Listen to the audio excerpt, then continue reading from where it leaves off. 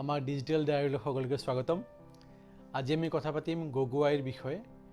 গগৈ হৈছে এনে এখন অসমীয়া ছবি যি মুক্তিৰ আগতে অলৰেডি জাপানৰ টকিঅ'ত পুৰস্কৃত হৈছে, প্ৰশংসিত হৈছে।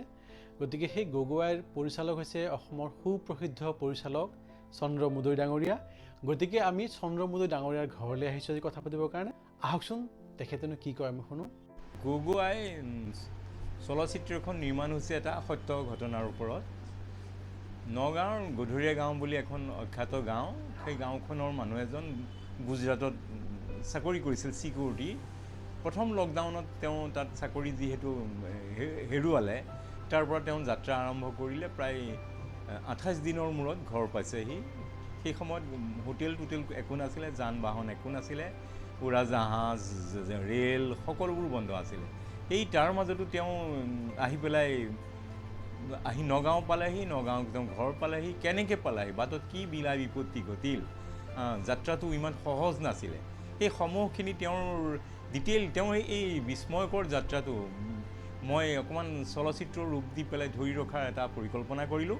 তাৰেই এতিয়া অহাকালিলৈ মুক্তিৰ ক্ষণ পাইছেহি আৰু ময়ো নিজেও বৰ অধীৰে ৰৈ আছোঁ। কাৰণ প্ৰথম লকডাউনৰ ওপৰত আৰু প্ৰথম লকডাউনৰ সময়তে শ্বুটিং কৰা চলচ্চিত্ৰখন আজি দৰ্শকক দেখাবলৈ মোৰো খুব মন গৈ আছে। আৰু কালিলৈ সেই দিনটো আহিছে, শুভক্ষণটো মই খুবেই আশা কৰিছোঁ দৰ্শকে গ্ৰহণ কৰিব। যিটো সময়ত সমগ্ৰ ভাৰত সমগ্ৰ বিশ্ব গৃহবন্দী হৈ আছিল লকডাউনৰ সময়ত, সেইখিনি সময়ত আপুনি চিনেমা শ্বুটিঙৰ পৰিকল্পনা কৰিছিল। ভাবিলে বৰ আচৰিত লাগে, কামটো সঁচাকৈ বৰ কঠিন আছিলে।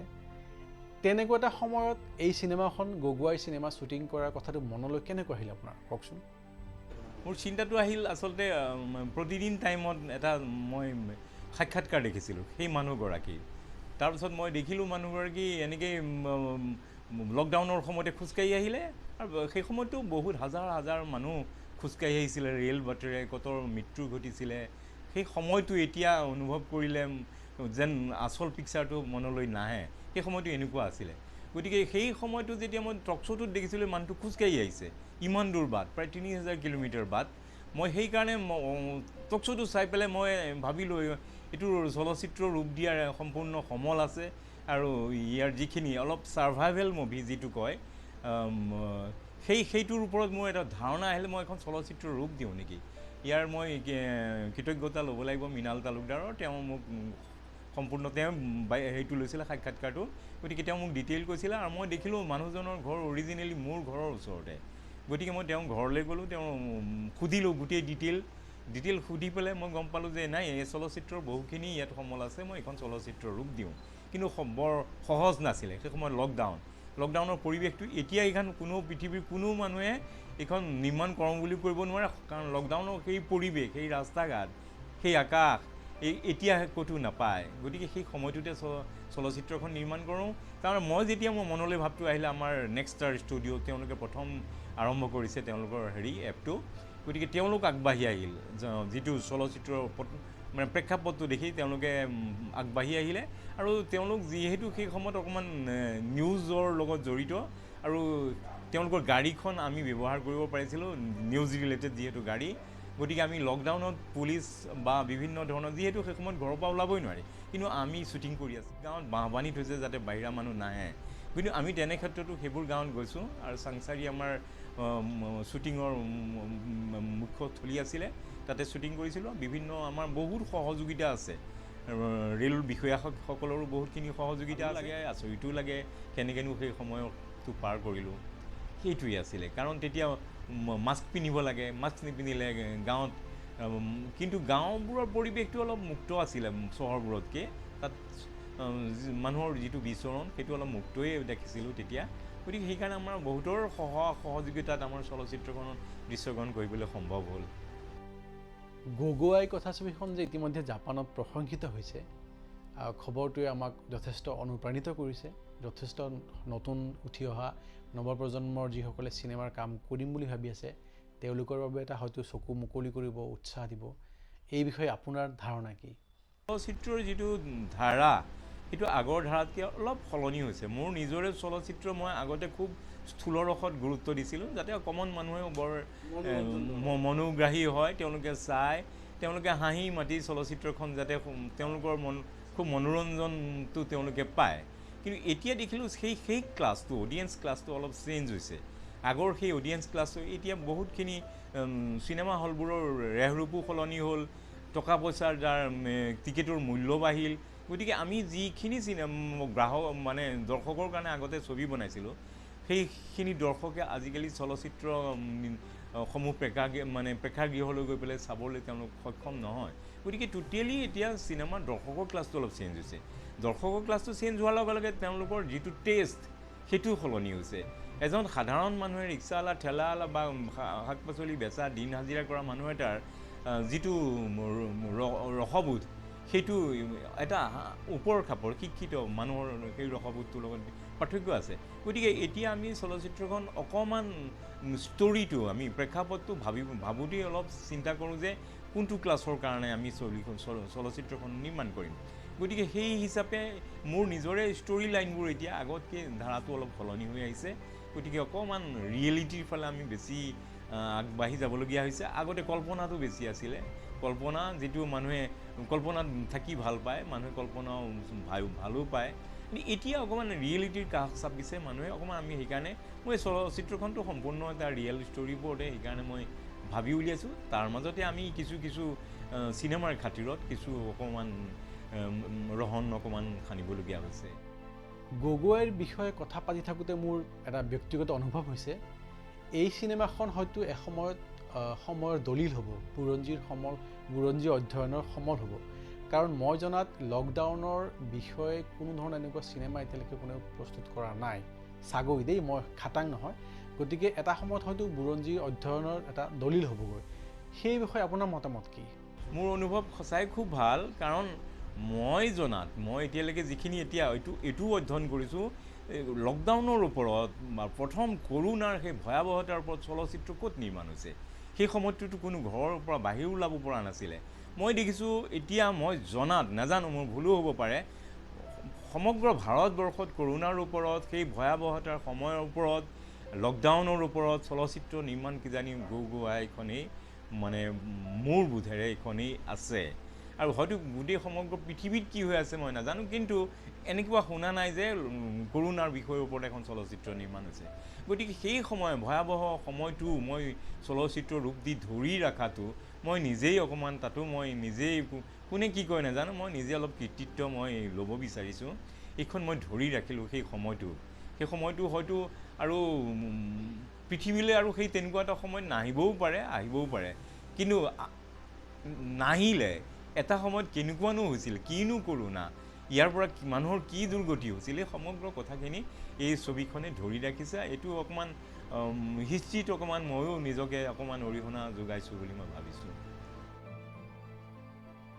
গগৈ ছবিখনটো কাইলৈ মুক্তি পাবই 19 আগষ্ট আমি সকলো অধীৰ আগ্ৰহেৰে ৰৈ আছোঁ দৰ্শকসকল আপোনালোকো হয়তো ৰৈ আছে চাবৰ কাৰণে কিন্তু এতিয়া মই জানিব বিচাৰিছোঁ মুদৈদাৰ পৰা এই চিনেমাখনৰ আঁৰৰ বিষয়ে অলপ কওকচোন আমাক যদিও চলচ্চিত্ৰখন মোৰ যি ধৰণেই নবনাওঁ কিয় মই তৈয়াৰ নকৰোঁ কিয় মোৰ অকণমান এটা কমাৰ্চিয়েল টাচ এটা মই ছবিবোৰত থৈ যাওঁ কাৰণ 4-5জন জুৰীয়ে প্ৰশংসা কৰি এটা বঁটা দিব মই তাতে বৰ সন্তুষ্ট নহওঁ যদি দৰ্শকে গ্ৰহণ নকৰে গতিকে সাধাৰণ দৰ্শক হওক বা যি ক্লাছৰ দৰ্শকেই নহওক ছবিখন যেতিয়া তেওঁলোকে মনোগ্ৰাহী বুলি ভাবে গতিকে মই সেইটোত অলপ বেছি বঁটাতকৈ মই সঁচাই কৈছোঁ মই দৰ্শকক বেছি গুৰুত্ব দিওঁ সেই হিচাপে মই ছবিখন অকণমান দৰ্শকৰ বাবেও মই ছবিখন নিৰ্মাণ কৰিছোঁ গতিকে চলচ্চিত্ৰখনত যিখিনি পাৰিছোঁ কিখিনি নোৱাৰিছোঁ যিটো সময়টো বৰ বেয়া আছিল আৰু আমাৰ অসমীয়া চিনেমা নিৰ্মাণ কৰাৰ ক্ষেত্ৰত অৰ্থৰ বহুত অভাৱ ঘটে বিভিন্ন ধৰণৰ আমাৰ কিছুমান কনষ্ট্ৰেইন থাকে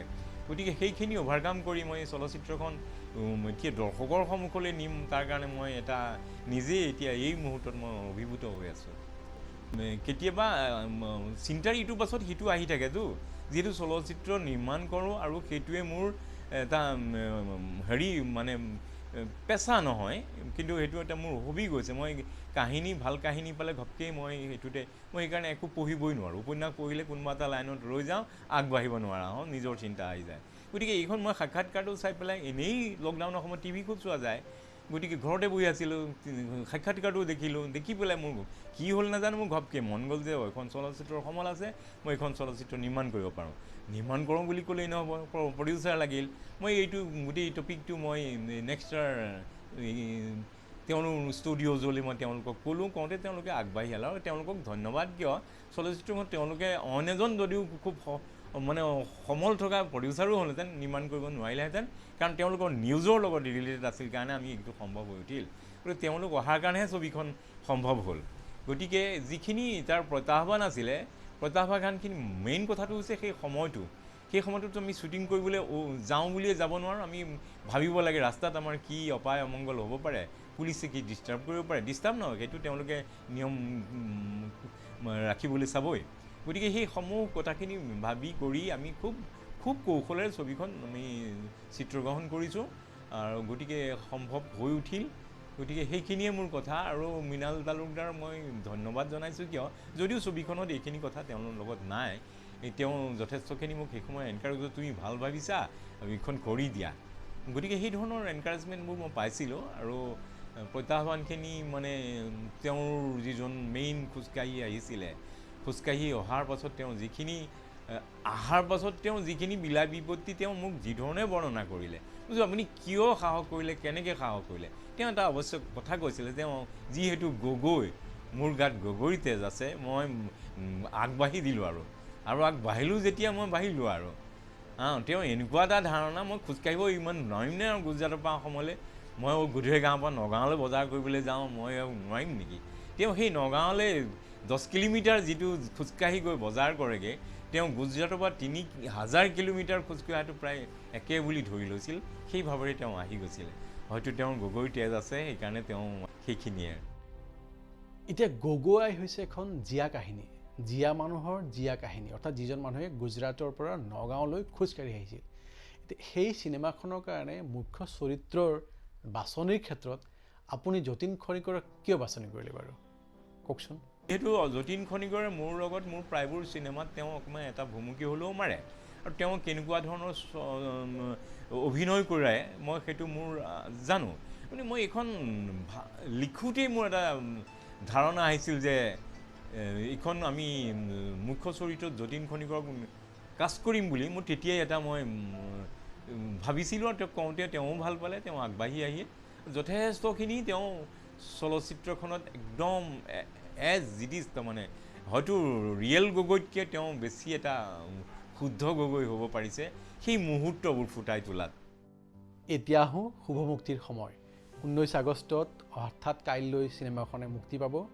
আমি অধীৰ আগ্ৰহেৰে ৰৈ আছোঁ, চাবতো লাগিবই। এতিয়া মুক্তিৰ সূচীৰ বিষয়ে কওকচোন, ক'ত কেনেকৈ মানুহে ৰাইজে চাব পাৰিব। কালিলৈ গুৱাহাটী 11টা হলত মুক্তি পাব, আৰু সদৌ অসমত প্ৰায় 48টা হলত মুক্তি পাব। গতিকে সময়সূচীটো আমি এতিয়ালৈকে ভালকৈ পোৱা নাই, কাৰণ আজি বৃহস্পতিবাৰেহে নিৰ্ধাৰণ হয় কোন সময়ত কি চিনেমা উঠিব, কোন সময়ত আঁতৰি যাব, কোন সময়ত কোনখন সোমাব, সেইখিনি আজি নিৰ্ধাৰণ হ'ব। গতিকে আজি আবেলিলৈহে আমি গম পাই উঠিম যে সময়সূচীটো। কিন্তু সৰ্বমুঠ আমাৰ অসমত 48টা হল আৰু গুৱাহাটীত 11টা হল। এতিয়া আহোঁ সামৰণিলৈ। গগৈ এখন ব্যতিক্ৰমধৰ্মী চিনেমা, ৰিয়েলিষ্টিক মুভি, সঁচা কাহিনীৰ সঁচা ঘটনাৰ ওপৰত আধাৰিত। গতিকে আমাৰ দৃঢ় বিশ্বাস সকলো ৰাইজে চিনেমাখন চাব, সকলো ওলাই আহিব। আপোনালোকৰ উৎসাহ উদ্দীপনাই অসমীয়া কথাছবি শিল্পী তথা উদ্যোগটোক জীয়াই ৰখাটো সহায় কৰিব। গতিকে সকলোকে আমি আহ্বান জনাইছোঁ, আপোনালোক ওলাই আহক, কাইলৈ চিনেমাখন চাওক আৰু আপোনালোকৰ মতামতো দিব। আৰু এই চেগতে মই চন্দ্ৰ মুদৈ ডাঙৰীয়াৰ লগতে যতীন খনিকৰ প্ৰমুখ্য সকলো অভিনেতা অভিনেত্ৰী আৰু প্ৰযোজনা দলটিকো আমি শুভেচ্ছা জ্ঞাপন কৰিছোঁ, আৰু আমি কামনা কৰিছোঁ গগৈ চিনেমাখনে ইতিহাস সৃষ্টি কৰক। ধন্যবাদ। থেংক